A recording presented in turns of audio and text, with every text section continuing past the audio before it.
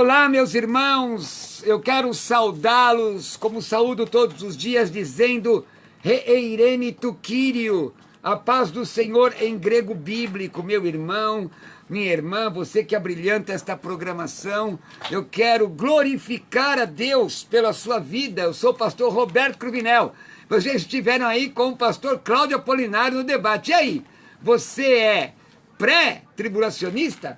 Você é meso-tribulacionista? Você é pós-tribulacionista? Eu acho que as minhas perguntas ficaram lá fora, viu, Adriana? As minhas perguntas ficaram lá fora. Nós vamos começar, então, o debate, o programa teológico, primeira edição. E às 16 horas, pastor Jamierson Oliveira vem com a segunda edição do programa teológico. O Senhor é bom, fortaleza em dia de angústia. Hoje, excepcionalmente, o Luizinho está trabalhando conosco na mesa de som e todos os dias, a Adriana, não é? Trabalhando conosco. Você pode mandar a sua pergunta. A Ione Borges, que está lá na página da rádio. Quero louvar a Deus pela família Apolinário que atendendo, né, ouvindo a voz do Senhor, preparou esse tempo para que possamos aprender a Bíblia. É importante aprender a palavra, a Bíblia, os livros, não é? Biblion, livrinho, o livro. E nós vamos aqui fazer as perguntas. Comigo hoje, abrilhantando o programa, pastor Richard Godoy, que é pastor sênior da Igreja Batista Atos 29, São Caetano do Sul, professor do Seminário Batista Independente. Reirene tu Kyrio, meu irmão. A paz do Senhor, meu amigo, pastor Roberto Cruvinel. A paz do Senhor a todos os irmãos que já estão ligados nessa programação. É sempre uma alegria poder participar desse programa que tem trazido tanto esclarecimento, edificação, despertamento para aqueles irmãos que desejam conhecer mais da palavra do Senhor, crescendo na graça e no conhecimento. Prazer em também rever o pastor Odilon, né? Alegria também poder rever esse irmão e participar com ele dessa mesa tão abençoada. Também conosco o pastor Gessel Odilon, que é pastor da igreja O Brasil para Cristo, e ele é professor de teologia também. Pastor Gessé, Deus abençoe. Reirene tu Kyrio. Reirene tu Kyrio, pastor Roberto Cruvinel. É um prazer estar aqui mais uma vez neste programa, falando a essa audiência maravilhosa da Rádio Musical. Um abraço ao pastor Cláudio, a toda a equipe, e um privilégio estar mais uma vez com o pastor Richard Godoy, que é um amigo pessoal, um amigo precioso, um pastor que com certeza tem a enriquecer este programa. Maravilha, nós vamos agora na lata aqui, não é? Perguntando e apresentando as perguntas. Quer mandar sua pergunta? 11 93339 7799, 11 93339 7799, mensagem de WhatsApp. E você também pode, nesse momento, assistir o programa pela minha live. Olha, entre aí no meu perfil do Facebook, Roberto Cruvinel. Nós já estamos transmitindo a live, já tem muita gente aqui na live. O Juliano Santos, Cleone Gomes, Alisson Menezes, Luciana Biasotto mandando a paz, muita gente, Adilson Silva, Maurício Sueli, muita gente na live agora. Eu quero pedir a você que coopere com essa programação. É importante você cooperar com essa programação. Pastor, como eu posso fazer? Ligue, diga às pessoas para ouvir a 105.7 FM, não é? E também você pode copiar o link da live e compartilhar nas suas listas do WhatsApp, Telegram, não é? E também você pode, nesse exato momento, marcar as pessoas, compartilhar. Quanto mais pessoas compartilhando, melhor. Aliás, eu quero agradecer o número expressivo de pessoas de irmãos que têm entrado no meu Instagram. Muito obrigado. Meu Instagram é @Roberto Cruvinel. Começamos com o pastor Richard Godoy. Pastor Richard Godoy, a Cleide pergunta: é errado pais cristãos deixarem seus filhos participarem na escola de festas como bailinho de carnaval, festas juninas e Halloween? Vamos começar pela pela última mencionada, que está bem fresca, né? Acredito que na semana passada nós tivemos Halloween, e com certeza essa pergunta ela deixou, né? Ela esteve em alta, ela esteve aí bem esquentada, né? A questão da participação do cristão e dos filhos dos cristãos na festa de Halloween. Então, a gente tem que entender a questão cultural e a gente tem que entender a questão da Bíblia supracultural, a Bíblia acima da cultura. O Halloween, embora hoje seja uma festa que está tomando uma proporção aqui no Brasil cultural e também nos Estados Unidos, ela tem uma raiz, ela tem uma origem, ela tem realmente uma base linear pagã, por que não dizer maligna?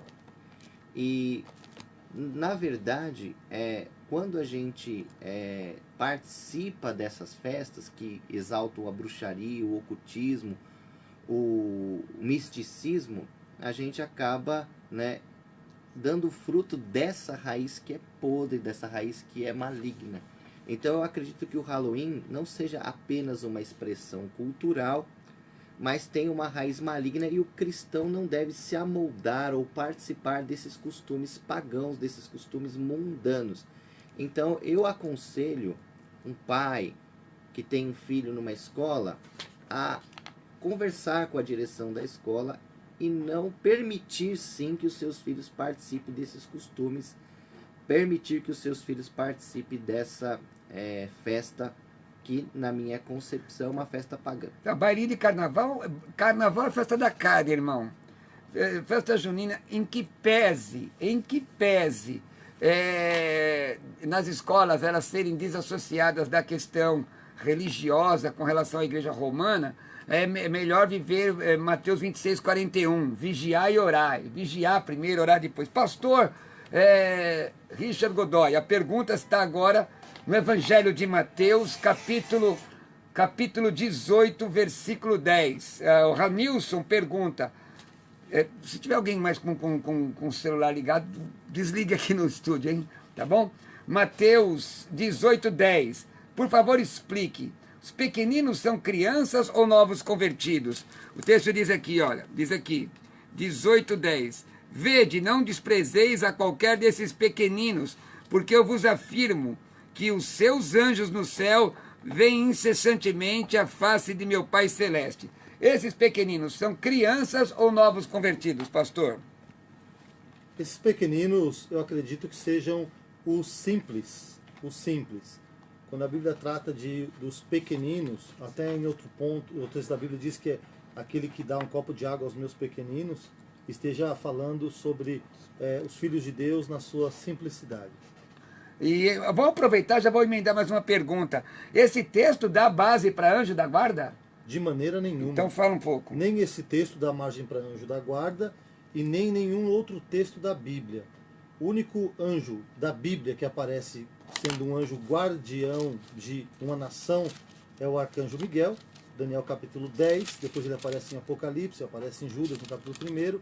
Agora, a questão de anjo da guarda, conforme a cultura tem tentado propor, ela é inexistente na Bíblia. Quando a Bíblia diz, o anjo do Senhor acampa-se ao redor daqueles que o temem e o livra, lá no Salmo 34, não está corroborando com a questão de anjo da guarda, de maneira nenhuma. Os anjos do Senhor estão a serviço daqueles que vão herdar a salvação, e ninguém tem o seu próprio anjo que seja o seu anjo da guarda. Na verdade, o texto é de Hebreus 1,14 e o Salmo 91, 11, tá ok? A outra pergunta, pastor, pergunta do Vanderlei, pastor Richard Godoy. Ele pede uma explicação sobre Jeremias 4, 23. Jeremias 4, 23 diz, olhei para a terra e ei-la sem forma e vazia, para os céus e não tinha luz, que sem forma e vazia e os céus não tinha luz. Por acaso, pastor, isso está falando de período caótico, teoria da lacuna? Acredito assim que aplicando o texto ao contexto imediato de Jeremias, Jeremias ele está ali vendo, né, usando de uma forma poética a questão da nação de Israel naquele momento caótico que vivia, que Jeremias foi um profeta que profetizou o exílio babilônico. E acredito que Jeremias contempla realmente a destruição de Israel, contempla ali a destruição do templo, dos muros, o seu cativeiro, né? Então eu não acredito que esse texto diretamente esteja fazendo referência ali a Gênesis 1, falando sobre a questão que a terra tornou-se sem forma e vazia. Talvez esse texto possa ser aplicado de uma dupla referência, tratando ali da questão de Gênesis, mas no seu contexto imediato eu acredito que Jeremias está falando sobre uma questão do seu tempo que iria ocorrer, né? Eu Estou falando de uma desolação, exatamente, de um juízo, é isso? Exatamente, sobre o juízo que a nação de Israel passaria. Embora algumas bíblias de estudo, como a Bíblia Genebra, remete esse texto a uma referência real de Gênesis 1 e 2. Ela faz essa reflexão. Então o irmão coloca como a possibilidade de uma profecia de dupla referência. Existe algum comprimento parentético aí, então? A dupla referência está aí, então? Pegando essa ideia que o pastor citou sobre a Bíblia de Genebra, a gente pode, então, tentar trazer esse texto dentro de uma dupla referência. Mas eu acredito... Parentético não, porque aí seria um comprimento do mesmo texto em mais de uma fase, né? Exatamente. Existem outros textos na Bíblia que apoiam essa ideia do período caótico da Terra, ou da teoria do hiato, da lacuna. Já que você está falando de Gênesis, pastor, vamos aproveitar então. O Patrick pergunta, o irmão mesmo responde, depois eu já passo para o pastor.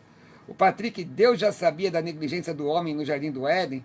Porque criou Se Deus já sabia, por que ele criou a árvore do conhecimento do bem e do mal? Vamos ver se ele consegue responder em 40 segundos. 40 segundos, vamos lá. Deus já sabia, obviamente, Deus ele é onisciente, ele sabe o fim do começo, né? Deus já é. Então, o que acontece? Deus sabia que o homem, ao criar o homem, ele pecaria, dando a possibilidade de um ser moral escolher, o homem pecaria. A resposta está em Apocalipse 13:8, né? Desde a criação, antes mesmo da criação do homem, Deus já preparou a sua redenção. O sangue de Cristo conhecido desde a fundação do mundo, ou antes da fundação do mundo. Por que Deus então criou a árvore do bem, conhecimento do bem e do mal? Dentro do nosso ponto de vista, né, arminiano, que seguimos a ideia do livre-arbítrio, Deus queria dar ao homem a opção de escolha. Não fazendo isso, o homem não seria mais do que um programa de computador, do que um robô, do que alguém que o obedecesse simplesmente porque não tinha a opção de o fazer.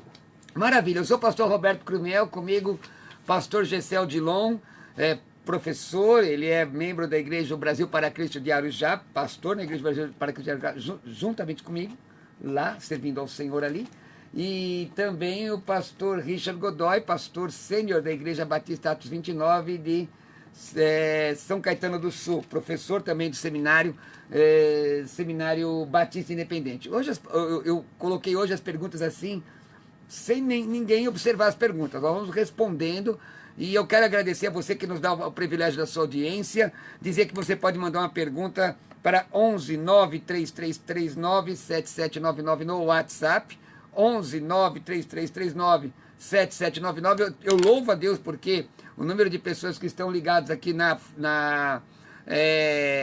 nossa live está crescendo. Eu gostaria que você compartilhasse a live. Eu louvo a Deus a vida Marinalvo de Oliveira, a Nilza, o Adilson Silva, Maurício, Nilza Rosa, todo esse pessoal está aqui ligado, não é? Está ligado aqui conosco. Cleone Gomes, programa abençoado e edificante, muito obrigado. Rafael Ortiz, pastor, top o programa, maravilha. A Márcia Camargo, a paz do Senhor. Jesus, que Deus abençoe poderosamente.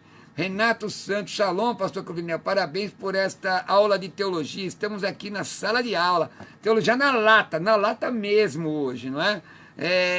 O Jonatas, então, Kleber Assunção, Janaína Barbosa, muita gente ligada. Pessoal, compartilha a live agora, compartilha, marque as pessoas e compartilhe o link nas suas redes sociais. Pastor Gessel Dilon, Domingas faz referência ao Evangelho de Lucas, capítulo 18, versículos 24 e 25.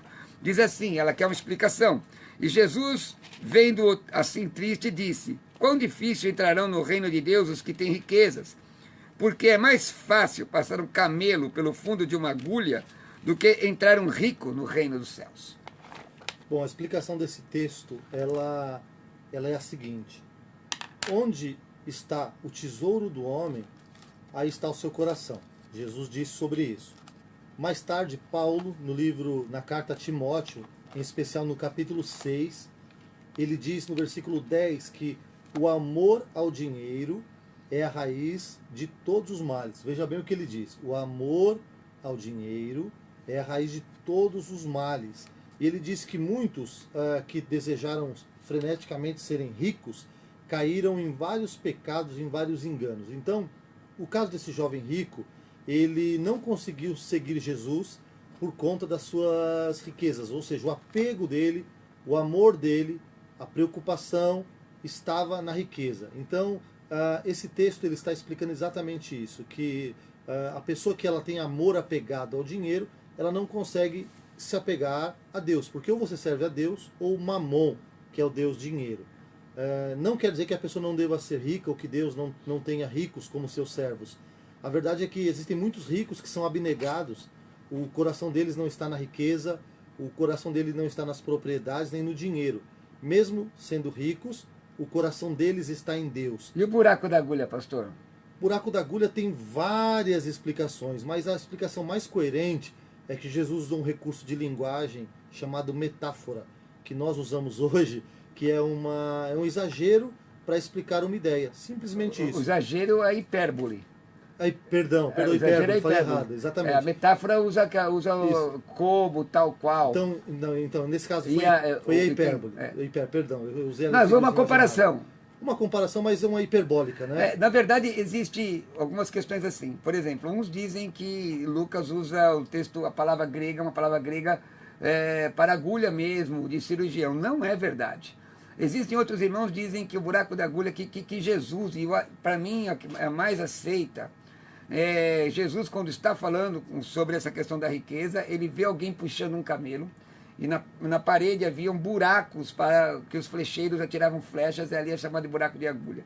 Existe uma série de versões do que seria isso. O que é importante é a moral da história, da comparação daquilo que Jesus está falando, né? Exatamente. Eu acredito mais na questão textual mesmo, que seja uma comparação hiperbólica que Jesus usou para explicar uma ideia. Vamos lá.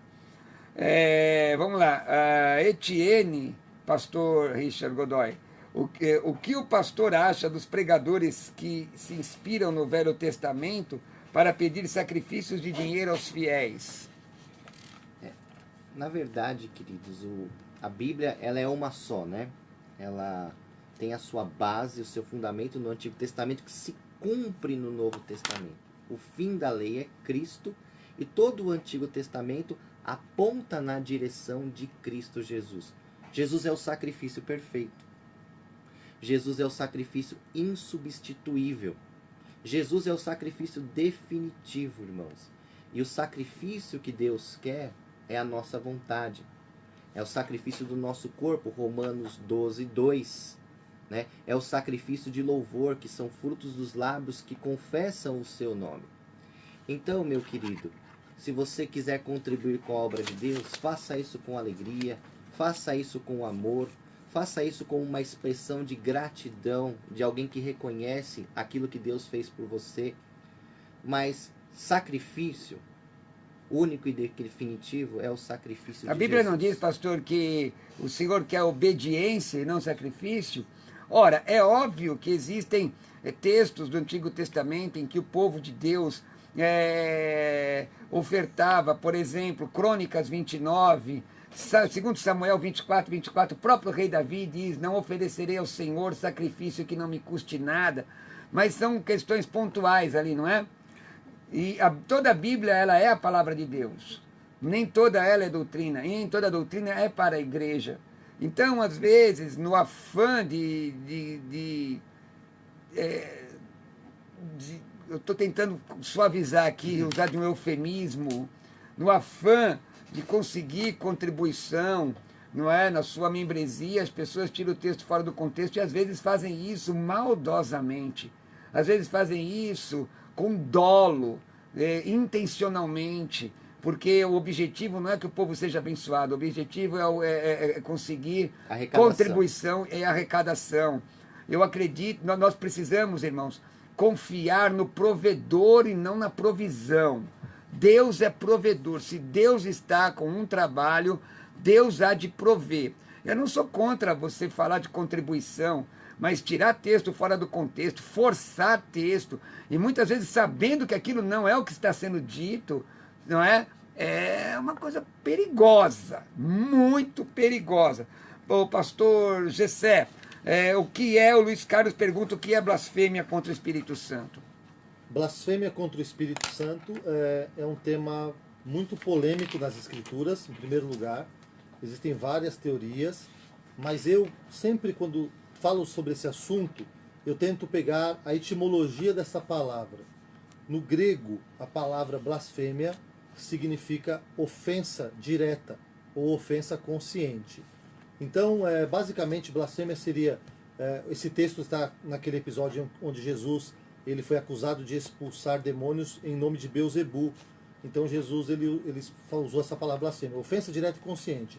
Há uma outra linha de teólogos que acreditam que a blasfêmia contra o Espírito é a resistência à obra do Espírito. Portanto, a pessoa que o Espírito ele não convence do pecado, justiça e juízo, porque ela resiste a ele, ela está obviamente alheia ao perdão e à graça de Deus. Só um minuto, pastor, só para corroborar, só para a gente melhorar essa questão aqui.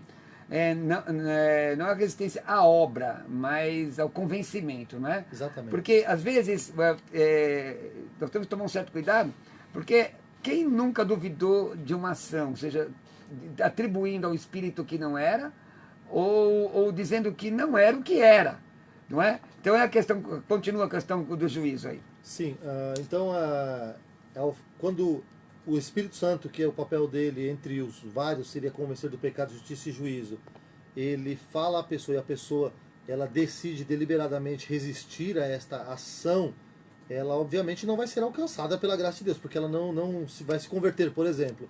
Então esse seria um pecado imperdoável. E a apostasia, pastor? A apostasia é o abandono da fé. Se refere àqueles que experimentaram a graça de Deus e deliberadamente abandonaram ou caíram da graça de Deus. Substancia, um texto, pessoal. Primeira Epístola de Paulo a Timóteo, capítulo 4, versículo Nos 1. últimos tempos, muitos apostatarão da fé, dando ouvidos a espíritos enganadores e a doutrinas de demônios. Isso é apostasia. É apostasia, cair da fé, não é isso? Exatamente. Mais alguma coisa? Então vamos lá, já que você é com você mesmo, irmão, vamos fazer, porque eu fiz duas para o pastor seguida, vou fazer duas para o irmão também. Tá ok, pessoal? Hoje vamos rapidinho aqui, né? Na lata. A Maria Aparecida acabou de mandar uma mensagem aqui por 11933397799 no WhatsApp, acabou de mandar. Aliás, eu vou ler a pergunta dela, mas obrigado, Marcelo Delgado, você que está ligado aqui na live. Muito obrigado. Compartilha, gente. Marca as pessoas. Josidete, Adilson Silva, Lucas Miguel, Silvia Azarias, boa tarde. Amo aprender. Olha, pessoal, que bênção, né? Glória a Deus, eu fico feliz. Hoje, às 16 horas, pastor Jamierson vem falando sobre aconselhamento aí, hein? Não pode perder. Luiz Carlos Lopes, aliás. Povo aqui ligado. Maria Lídia também ligada. Vamos lá. Pergunta para o irmão, pastor Gessel Dilon. Na parábola das 10 virgens, Evangelho de Mateus, Maria Aparecida pergunta, Jesus falava da igreja ou de Israel? Jesus falava para a igreja. Quer que eu pegue o texto? Sim, Mateus capítulo 10, né? Não, 25. 25. Perdão. Esse texto fala, na minha interpretação, sobre a igreja. Por que fala sobre a igreja? Porque é uma comparação de um casamento, e esse casamento nós entendemos que seja as bodas do Cordeiro. Quando fala que o esposo chegou e alguns ficaram para fora, nós entendemos que se trata do encontro de Jesus, que é o arrebatamento da igreja, e quando falam das lamparinas com azeite, nós entendemos que aí é uma alusão ao Espírito Santo. Quando fala que uma parte dela se encontra com o Cordeiro e a outra parte fica do lado de fora, esse texto está falando sobre aqueles irmãos que profetizaram em nome de Jesus, que oraram em nome de Jesus, que pregaram, mas que não foram alcançados no arrebatamento da igreja, porque, conforme diz Apocalipse, não lavaram as suas vestiduras no sangue do Cordeiro. Em toda a Bíblia Sagrada, a noiva, ela é símbolo da igreja. Portanto, nesse caso, eu acredito que se refira à igreja e não a Israel. Existem algumas questões interessantes aí. Por exemplo, tem muita gente que entende que as 10 virgens todas tinham azeite. 5 tinham reserva de azeite. 5 eram loucas ou imprudentes, nécias. 5 eram prudentes. Todas dormiram. Agora, existem pessoas que dormem descansando no Senhor e outros dormem o sono da indolência.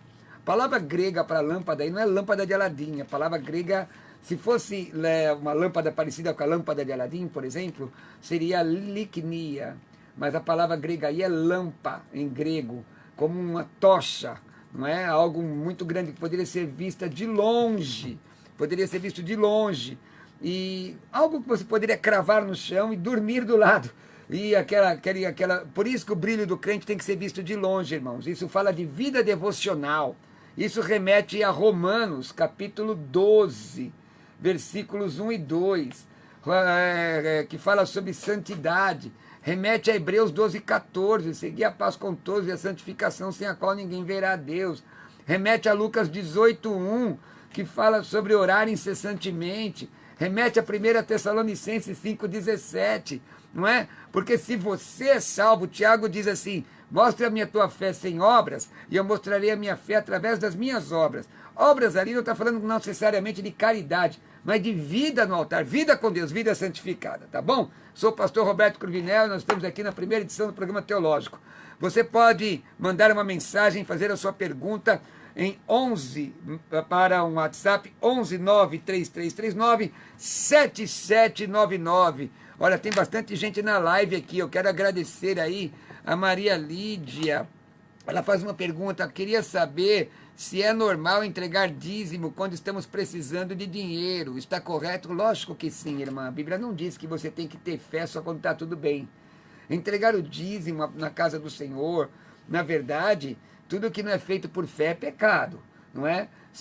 Eu sou obediente ao Senhor. Você não tem que ser obediente só quando está tudo bem. Você tem que ser obediente ao Senhor. Ah, mas eu estou no deserto. Irmãos, o deserto existe, mas ele acaba. Do outro lado tem Canaã, tá bom? Pastor Richard Godoy, tá bom desse jeito assim, na lata assim, meus irmãos? Podemos ir? Estamos no fogo cruzado aqui. Fogo cruzado, ninguém está tirando ninguém, não. Pastor Richard, a igreja, o Josué pergunta, a igreja estará durante o milênio de Jesus? Onde ela estará? Talvez seja essa a pergunta. Seguindo uma linha de interpretação, né, dispensacional, pré-tribulacional, a igreja, ela retorna com Cristo após o período da grande tribulação, 7 anos da grande tribulação. E a igreja, então, participará do reino milenar de Cristo na terra durante os 1000 anos, onde Satanás estará preso no abismo, e a igreja reinará com Cristo, ou estará presente no reinado milenar de Cristo aqui na terra. Maravilha! Meus irmãos, olha, obrigado aí ao Alcebiades, todos os irmãos que estão aqui. O Ricardo, o pastor pode falar sobre zoroastrismo? Zoroastrismo, pode ser? Zoroastrismo, eu conheço pouco desse assunto, na verdade, mas Zoroastro, né, que foi quem fundou essa filosofia, esse pensamento, essa linha de caminho, foi um homem que criou um pensamento que a Bíblia não fala nada sobre isso, não tem base bíblica. Foi um pensador, nada mais, como Confúcio. E tem gente que tenta criar coisas em cima. Mas o ensinamento dele permeia várias situações. Por exemplo, o equilíbrio das forças entre bem e o mal. Você vê isso nesse movimento, no movimento filosófico que permeia, por exemplo, as artes. o filme Guerra, como é que é o nome lá? Star Wars. Star Wars. Porque eu sou muito velho, muito velho não sou velho. Eu tenho uma certa idade e já falei Star Trek. Star Wars. Quer dizer, eu tenho a força, né? Eu estou do lado bom da força. Também aquela questão do yin e o yang. Eu tenho um livro meu que já está esgotado, que eu digo que toda religião tem a mesma protogênese. Tudo que fala que existe Deus e existe o mal que equivale ao mal. O zoroastrismo ensinava exatamente isso. Então, o que acontece assim, é tanto Zoroastro, se a gente pegar Confúcio... Confúcio já era uma questão filosófica mais. Sim, mas é assim, eles foram homens sábios, inteligentes, ponto.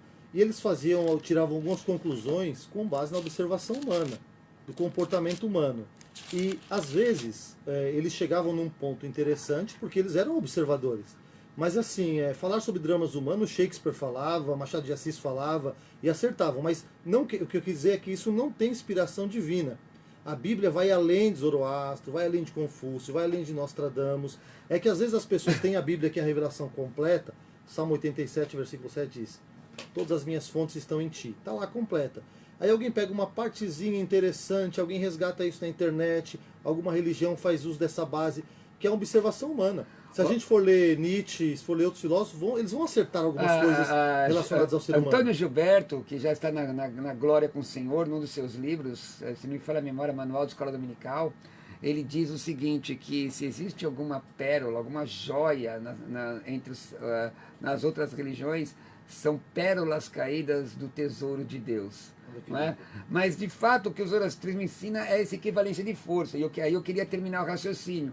Que na verdade, é tentar inferiorizar o poder de Deus. Porque Deus, ele é soberano. Lutero disse que o diabo é o diabo de Deus. Tá bom? Vamos lá? Você já pegou? Quer responder?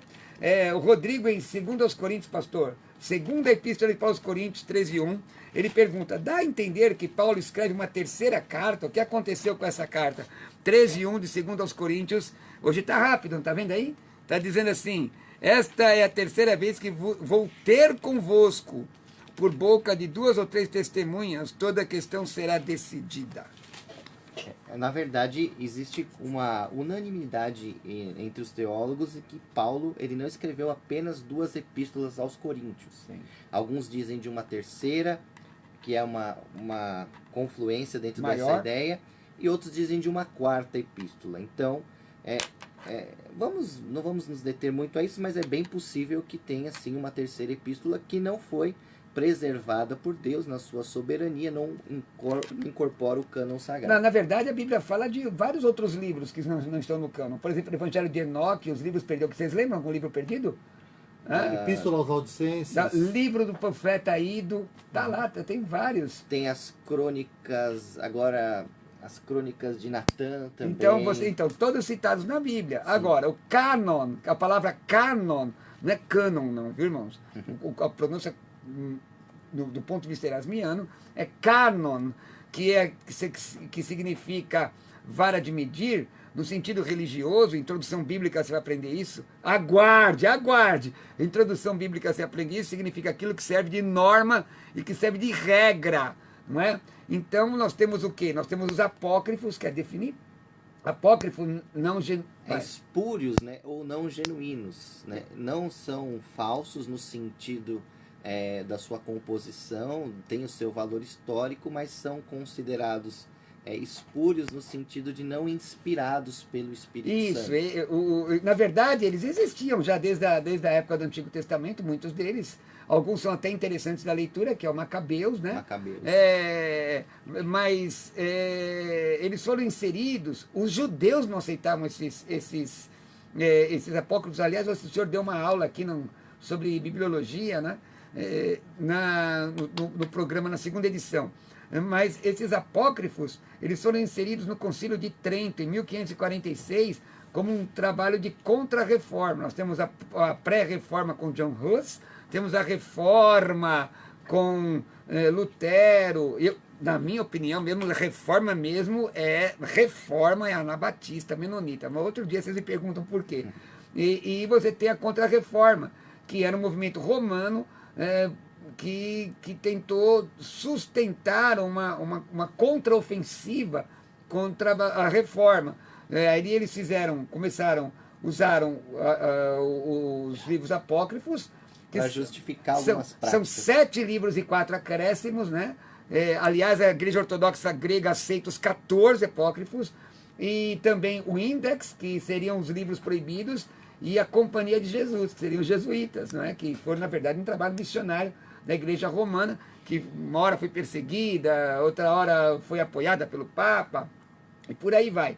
E nós temos também os livros apócrifos são chamados pelos católicos de deuterocanônicos. Deuteros é segundo, quer dizer, os segundos, os livros, os nossos livros do Antigo Testamento são chamados por eles de protocanônicos, e os livros apócrifos são chamados pelos católicos de deuterocanônicos. Nós os chamamos de apócrifos. E tem os pseudepigráficos, ou pseudepígrafos, que são os livros falsamente atribuídos a santos de ambos o Testamento. Tá bom? Vamos lá? Vamos continuar? Na lata aí. O Marcos, pastor Gessé, pergunta: depressão é coisa maligna? O cristão que entra em depressão está em pecado? O cristão que entra em depressão não está em pecado. Não está em pecado. A depressão, ela é uma doença da alma, ela é uma doença que afeta o psique do homem. A depressão também é um desequilíbrio químico do organismo. Ela pode começar com uma ansiedade, evoluir para uma síndrome do pânico e se tornar uma depressão. E nós temos visto aí alguns casos de pessoas que, no ápice da depressão, atentam contra a própria vida porque querem fugir disso. Então, depressão não é pecado, e depressão, ela é uma doença, ponto. Agora, o diabo pode usar doenças. Em alguns lugares da Bíblia, o diabo usou surdez, mudez, convulsões para se manifestar em algumas pessoas. Mas, não havendo discernimento bíblico, não havendo a revelação de Deus, se você não estiver absolutamente certo do que esteja falando, cuidado para não dizer que quem tem depressão é endemoniado. Cuidado, até porque a Bíblia diz que Elias passou por um momento depressivo, Jonas chegou a pedir a morte, o próprio Jesus se angustiou lá no jardim do Getsemane. Angústia é coisa boa. Angústia é um sentimento ruim, é um passo já que pode levar à depressão. Então, irmãos, biblicamente, não podemos dizer que isso seja coisa do diabo. Aliás, me permite, pastor, quem dá resposta rápida no problema alheio não tem responsabilidade com o que está dizendo. Precisa procurar um pastor melhor. Cada um tem a igreja que quer. Quem atribui a demônio o que é a excitação psicossomática, é óbvio que demônios podem provocar enfermidades. A Bíblia mostra isso. Mas gente que dá resposta rápida e às vezes atribui essa resposta ao pecado, são pessoas irresponsáveis, que se for pastor, não foi feito a facão, porque uma coisa é você fazer um banco no facão, e a outra é você colocar numa marcenaria. A mesma árvore feita a facão não vai sustentar o peso da mesma árvore com um banco feito numa marcenaria, não é? Então eu sou de uma época, irmãos, que pastor entrava numa prensa. Os mais velhos, que aliás devem ser honrados, eu vejo aí muita gente fazer seminário e desrespeitar pastores e depois não consegue segurar, porque Deus não se deixa escarnecer, não é? Porque tem teólogo que está no inferno, mas chamado de Deus, a pessoa pode não saber fazer igual com um copo, mas se tiver um chamado, muitas vezes a pessoa está lá cuidando daquela pessoa, daquela alma, e vem alguém dizendo, colocando mais peso onde já tem, é complicado. Sou de uma época que para fazer um pastor, colocava na prensa, e quando enroscava, vinha alguém mais para ajudar. Hoje parece máquina de xerox, irmão, coloca assim, e aperta um botão, pastor, tudo igualzinho. E quero dizer mais aqui, meus amados irmãos, um pastor tem que ter coração de pastor, tá? Coração. Como é que é o coração de pastor? Salmo 51:17, é o coração quebrado e contrito, Deus não despreza. Não é aquele negócio, vou colocar sapato de 5 cores, camisa de colarinho cetim vermelho, com colarinho de cetim preto, parecendo uma entidade do espiritismo. Deixa eu dizer uma coisa para o meu irmão, quanto maior é o pavão, menor é a unção. Deixa eu te dizer, vida com Deus é oração, é jejum, é leitura da palavra, Tiago 1:22. Esse negócio de as pessoas falarem aí, Se a pessoa tá opressa de demônio porque está com depressão, irmão, vamos ter responsabilidade. Né? Primeiro, vamos buscar o discernimento de espíritos. Falei. É isso aí. Hashtag, já falei, né? Pronto, falei. Pronto, falei. É isso aí, ó. Quero mandar um abraço pro povo de Guarulhos. Nossa, passou tanto aqui, irmão. O meu irmão aqui passou bastante. Brito pediu. Manda um abraço pro povo de Guarulhos. Povo de Guarulhos, um abraço. Jesus abençoe. Deixa eu dizer para os irmãos. Sábado, às 19h30, estaremos na Ceia do Senhor, eu, pastor Gessé, na Catedral da Esperança, Avenida Mário Covas, 2200. 2100. Não tem problema. A igreja é grande, você vai encontrar a igreja lá. Mas olha lá. E eu quero te dar um abraço. Se você estiver em Arujá, no sábado, eu quero abraçar você. Pastor, você vai pregar? Não, não vou pregar. Eu vou cultuar ao Senhor. E é muito bom. Tem gente que só vai à igreja para pregar, essa pessoa tem problema, não convida não. Uma outra coisa, no domingo, às 9 da manhã, eu estarei logo cedo na igreja do pastor Samuel Procópio, ali no Jardim Eliana, lá na Zona Sul, 9 da manhã, ministrando para obreiros. Vou ministrar para obreiros ali, sobre ministério. À tarde estarei no evento da UMASBRAC, não é? No Círculo Militar, me parece, onde nós estaremos fazendo um trabalho o dia todo e eu vou pregar a palavra também, tá bom? Se você puder nos honrar, maravilha. Irmãos, me segue aí no Instagram, @Roberto Cruvinel. Quem é que responde agora? Pastor Richard. Pastor Richard. O Jimmy pergunta, por favor, expliquem João 5,4. João 5,4. Que diz assim, João 5,4. Na versão corrigida, na versão atualizada, o texto aparece entre colchetes. Lembra a questão do texto majoritário, dos críticos, né? No grego, pastor Richard.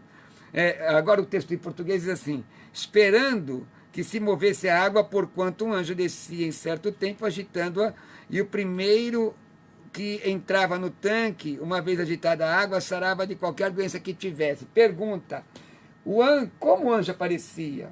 Todos viam? Não era espanto para aqueles que eram de outra religião? Esse é um texto bem interessante e que aí se tem a importância do estudo teológico, da preparação teológica antes de se ensinar, antes de se pregar, porque até músicas feitas com esse texto, até pregações feitas com esse texto, e a explicação mais simplista desse texto é que aqui esse texto nas melhores versões eles aparecem entre colchetes porque não constam dos melhores manuscritos. Os manuscritos mais antigos, esse versículo 4 ele não consta, ele foi acrescentado provavelmente por um copista para explicar uma tradição ou um folclore judaico. Não há, na verdade, uma comprovação teológica de que realmente aparecia um anjo, esse anjo movimentava as águas, as pessoas eram de fato curadas, né? Fato é que Jesus curou. Então havia realmente ali uma questão religiosa, uma questão mística, até uma questão folclórica que tinha essa crença em Israel, mas isso não é comprovado pelo cânon sagrado. Maravilha, pastor Gessé, o Gustavo pergunta, Igreja Adventista é uma seita? Sim, e cabe uma explicação que seja seita. Seita é um caminho que é diferente do caminho ortodoxo. Ponto. Então, como a Bíblia, os crentes, quando leem a Bíblia, os ortodoxos entendem que o sábado foi uma aliança judaica, que o sábado não é um compromisso que a igreja tenha com Deus, de que... Pastor, só quero dizer uma coisa aqui. No programa, nossa questão não é pessoal, é doutrinária. Isso. Mesmo porque existe na Constituição brasileira a liberdade de expressão e de opinião religiosa. Então a questão é doutrinária. Primeiro dizendo o que é uma seita e depois por que o senhor considera assim. Isso. Então uma seita é que ela tem um pensamento, uma interpretação diferente do que nós chamamos de ortodoxia, que é a interpretação predominante.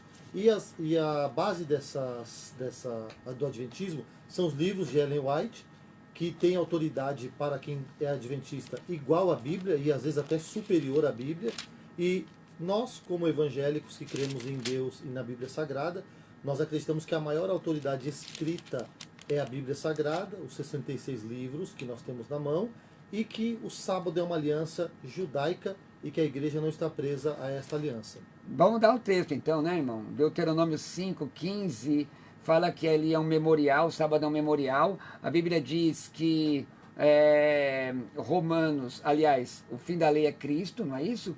A Bíblia fala em Atos 15:28 em diante, pareceu bem ao Espírito Santo e a nós não vos impor encargo algum a não ser desse, ali não fala do sábado, e Jesus é suficientemente salvar. Dizer que para você ser salvo, você tem que guardar um dia, isso é heresia.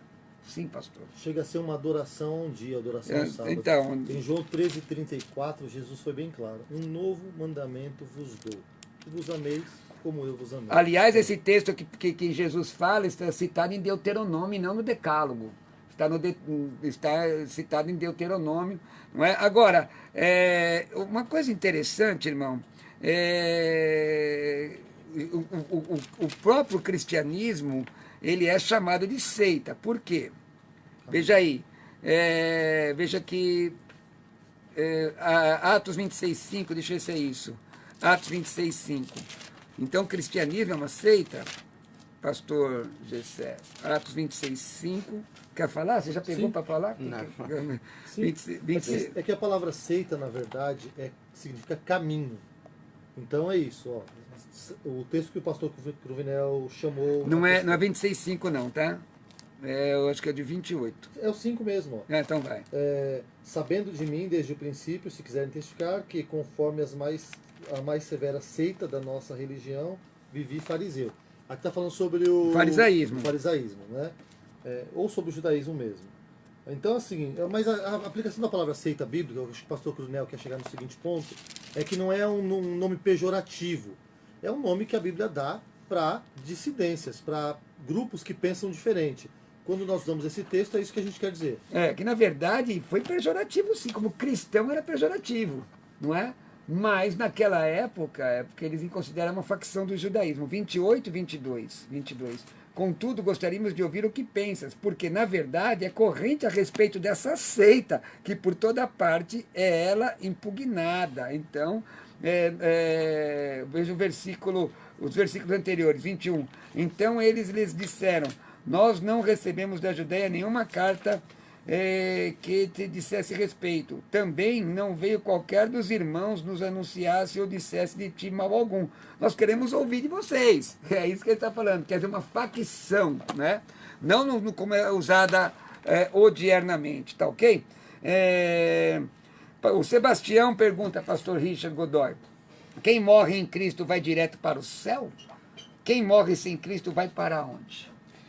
Quem morre em Cristo está no paraíso junto com o Senhor, né? Conforme a gente tem o relato de Lucas, capítulo 16, e a gente vê também na história entre o rico e Lázaro, que aquele que morre sem Cristo está no inferno.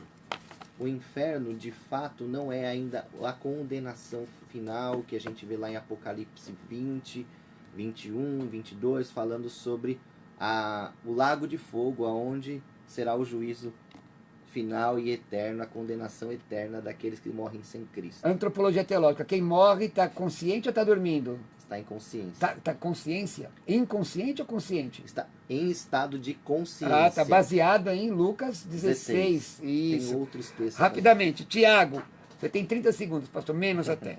Tiago, como ter um estudo bíblico eficiente? Primeiro, você pode estabelecer um devocional, você pode comprar livros que te auxiliem a ter um caminho para estudar e se aproximar de pessoas que você entenda ter um conhecimento aprofundado e conversar com eles. Maravilha, irmão, está edificando você? Olha, você não pode perder que em breve nós teremos grandes novidades aqui nos programas da Rádio Musical.